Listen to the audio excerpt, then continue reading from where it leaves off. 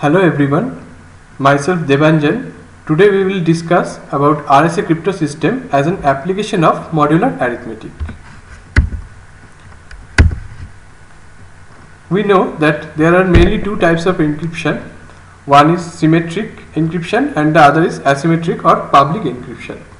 In case of symmetric encryption, same keys are used by two parties, where in asymmetric or public encryption, one key is used for encryption and other key is used for decryption. There are few problems in symmetric key cryptography. One of them is key distribution. So, in insecure channel, how to distribute keys within the two parties so that further all the data can be encrypted using that key and sent through channels and also decrypted by that same key. And also authentication is another problem, because in case of symmetric key system, the receiver cannot be sure that the data is coming from the original intended one. No man sitting in the middle acting as the sender of the data. In asymmetric cryptography, the solutions has been provided to address these problems. Key distribution problem has been addressed by certificate scheme. Standard of the certificate is X509 certificate, and for authentication it uses digital signature scheme. First, we will require some mathematical prerequisites which are given by here. First, we will go through number theory and prime number properties. Then we will go through modular arithmetic, then modular multiplicative inverse, and then we will have a quick look on Euler function and Fermat's little theorem. We will need all these mathematical foundation to prove our RSA algorithm. Then we will check the description of the algorithm. Then we will prove the algorithm, how it is working correctly. Then we will see an example, then the usefulness, and then few references.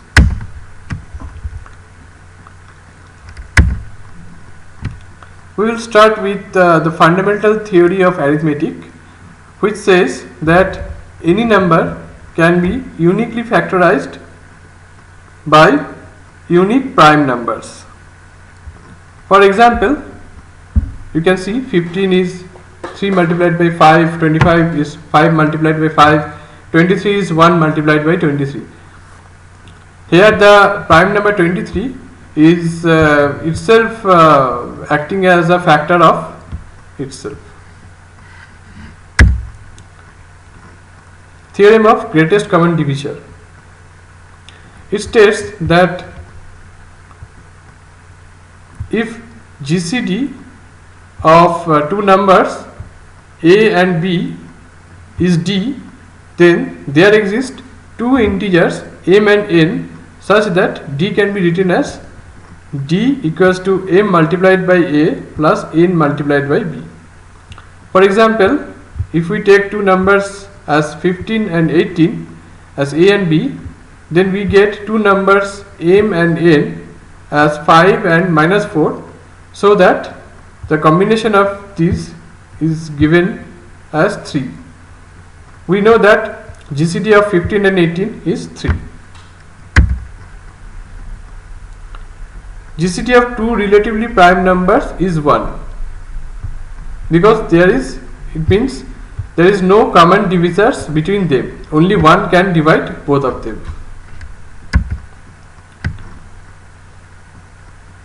If a number is divided by two prime numbers p and q both, then the number must be divided by p cube.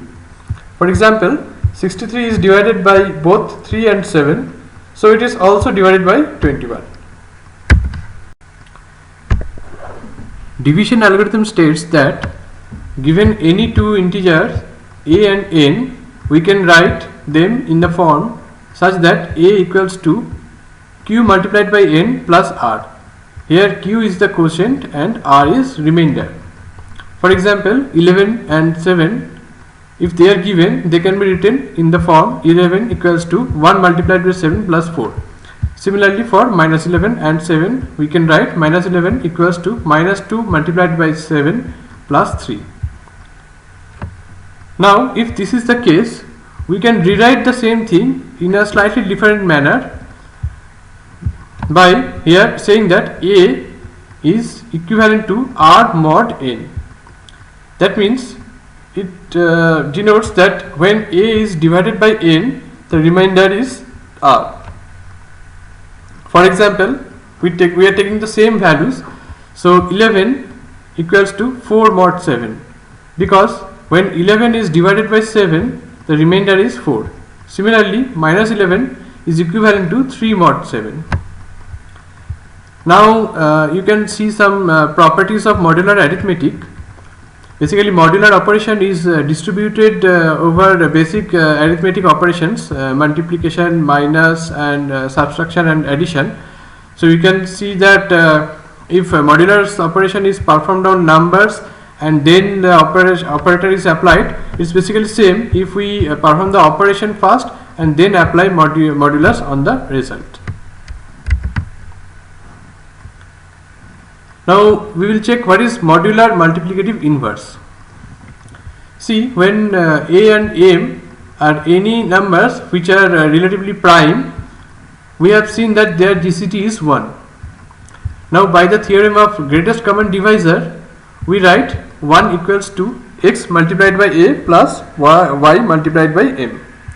Now if we take modulus with respect to M in both sides, we will get 1 modulus M is equivalent to the right side modulus M. Now the property of modular arithmetic, we know that the modulus operation is distributive.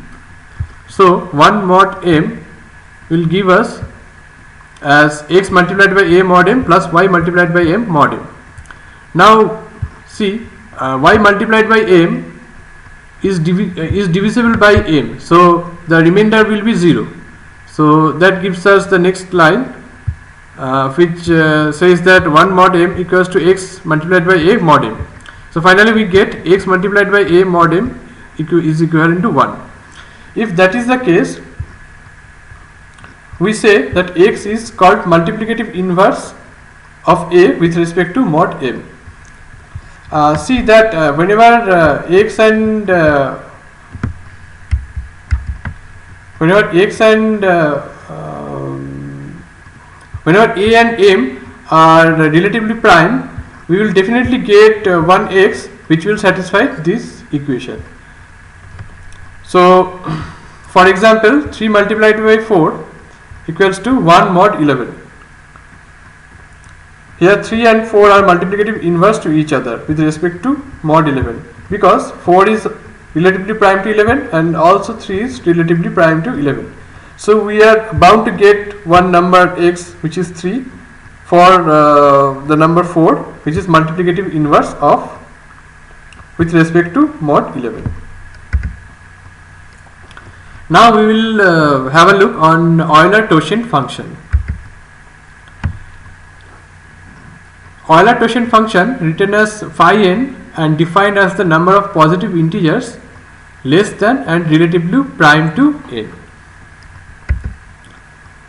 So if n is prime, clearly phi n will be n minus 1, because starting from 1 to n minus 1, all the numbers are relatively prime to n because n is a prime number. If n is composite and n is given by p multiplied by q, where p and q are prime, then phi of pq becomes phi of pi multiplied by phi of q, which is equals to p minus 1 multiplied by q minus 1. Why this is so, we will check now. Now the proof of the above statement is given as follows. We know that the total number less than pq is equals to pq minus 1. Let's say S1 is a set which is having elements p to p up to q minus 1p, and set S2 is another set having elements q to q up to p minus 1 q. Set S1 and S2 has q minus 1 and p minus 1 elements respectively, which are less than pq and divides pq. Because as p divides pq, 2p will also divide pq, and so on. So phi of pq is pq minus 1, which is the total number less than pq, minus q minus 1 minus p minus 1. These numbers are basically divides pq, so we will subtract the number from the total number. Rearranging this equation will give us p minus 1 multiplied by q minus 1. Now we will see what is Fermat's little theorem. The theorem states that if p is prime and a is a positive integer not divisible by p, then a raised to the power p minus 1 is equivalent to 1 modulus p. Let's see its proof. Let S1 be the set having elements 1, 2 up to p minus 1, and let S2 is another set having the elements which are given by the elements of S1 multiplied by a and taken modulus with respect to p. So the set S2 will become a mod p, 2a mod p up to p minus a multiplied by a, p minus 1 multiplied by a mod p. Now the number of, we will check a few properties of S1 and S2, and we will try to prove that basically S1 is nothing but a combination or you can say permutation of the set S2. Basically these sets are equivalent. To prove that, we check that the number of elements in S1 equals to number of elements in S2. Both are having p minus 1 elements. No elements in S2 has value 0, as a is not divisible by p. This is very evident, and all the elements in S2 has value less than p, as they are modulus of p. All the values of S2 are unique because, say, we take two elements from set S1, j and k, and we multiplied them by a, so that gives us j and k. And if the set those two elements in S2, j and k, are equal, then it implies that j equals to a, j equals to k, because as a is relatively relatively prime to p, so we will definitely get the inverse of a as a inverse with respect to modulus p, and we can multiply that a inverse in both sides to cancel out the a, which will give us j equals to k. But as j and k are two elements of S1 set, and we know that all the sets of S1 are unique, so that this possibility is impossible. So we have proved that S1 is basically equivalent to S2. So now if we multiply all the elements of both sides, we will get a multiplied by 2a multiplied by 3a and so on, multiplied by up to multiplied by p minus 1a is equivalent to 1 multiplied by 2 multiplied by 3 multiplied by up to p minus 1 modulus p. Or if we take all the a's together, we will get a raised to the power p minus 1 multiplied by p minus 1 factorial, and the right hand side also we will get p minus 1 factorial, because of multiplying 1 multiplied by 2 multiplied by 3 up to p minus 1. Now p minus 1 factorial is relatively prime to p, because all the elements which consist in p minus 1 factorial are relatively prime to p. So p minus 1 factorial will definitely have an inverse with respect to p. So we will multiply that p minus 1 factorial inverse in both sides to cancel out the p minus 1 factorial, which will give us a raised to the power p minus 1 is equivalent to 1 modulus p.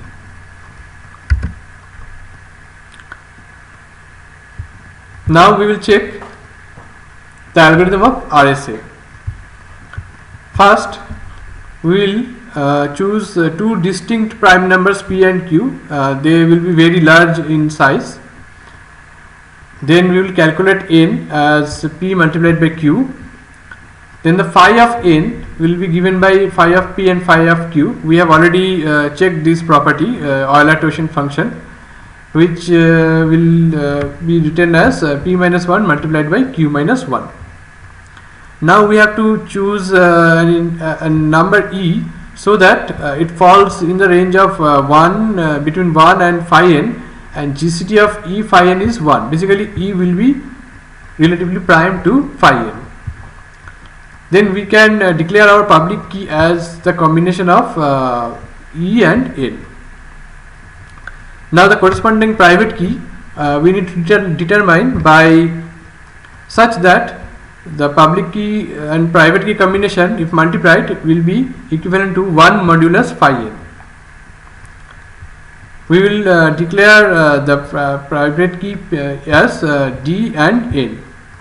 See, as e is relatively prime to phi n, its multiplicative inverse will definitely exist, and we have to just find it out as the private key d. Now the block of plain text which we need to encrypt is converted to integer m. If the plain text size is large, then we need to divide the plain text, and the reduced block we need to convert to integer m such that m is less than n.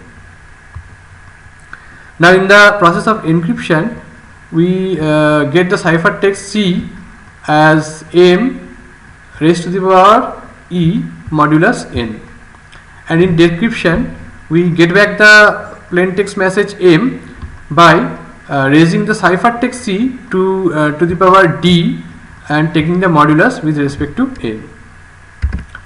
Now we will check how this is actually happening, how we are getting back the text message by these equations.